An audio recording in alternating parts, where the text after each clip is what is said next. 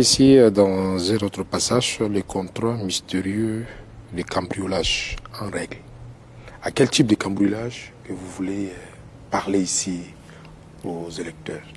De nos minerais. À notre époque, plus rien n'est réellement dissimulé. Les conséquences, les mécanismes et les intérêts apparaissent désormais au grand jour. Nous avons perdu le contrôle de nos richesses par irresponsabilité.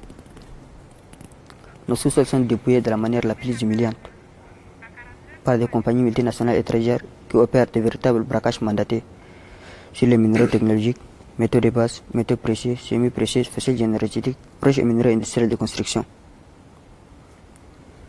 De nombreux dirigeants africains les sont sous pression, sabotage, corruption, lâcheté ou embargo. Des milliers de tonnes de minéraux sont extraits sans aucune vérification. Lorsqu'ils déclarent officiellement 10 tonnes, il s'agit en réalité de tonnes triplées ou quadruplées de nos minéraux qui prennent discrètement la route des ports ou celle de l'aéroport, sans être taxés, transportés dans leurs conteneurs qualifiés de cortège présidentiel. Nous n'avons pas d'autre choix que de fermer-les sur les rapports transmis. Les douaniers réduits au silence n'osent même pas vérifier. Au manque de gestes de courage, c'est la radiation immédiate.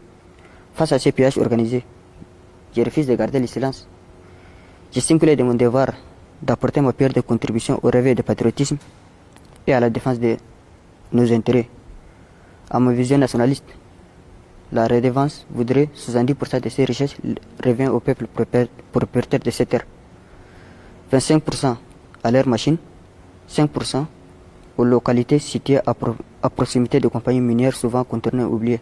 L'uranium d'Arlit en est l'exemple. La France avait promis d'en faire avec le deuxième pari 55 ans d'exploitation plus tard. C'est sur les années 68.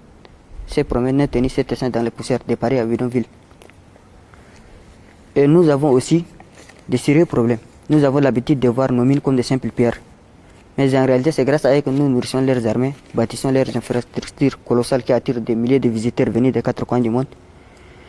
Ces minéraux sont leurs billets pour s'asseoir à la table des plans diplomatiques tandis que nous restons à l'écart.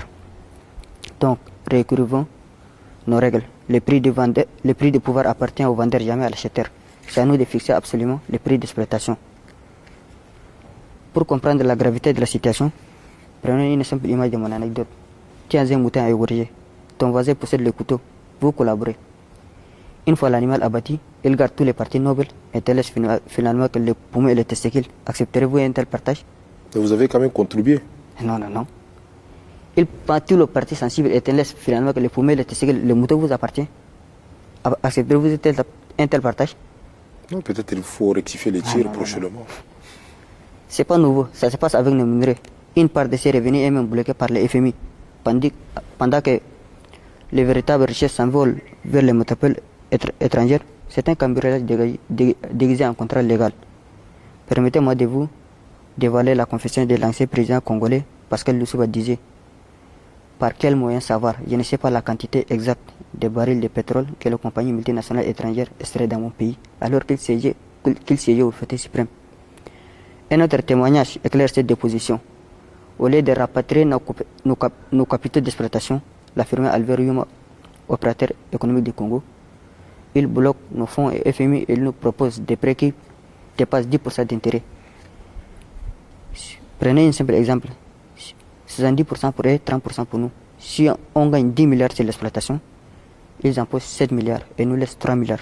Sur les 3 milliards restants, si on retire 10% d'intérêt proposé, ils gagnent encore 300 millions de plus et nous laissent finalement 2 milliards 700 à l'Afrique. Sans oublier les parts des pays voisins, les démarcheurs, les groupes mafieux comme Cercle de FMI. C'est ainsi l'Afrique s'endette avec son propre argent. Vous voyez, quel mépris. Quel insulte à notre souveraineté, quel manque de respect. D'accord, merci pour votre contribution. Merci, vous avez quand même parlé des fonds en comble sur les problèmes qui se passent actuellement en Afrique. Oui. Si je comprends bien. Avez-vous un projet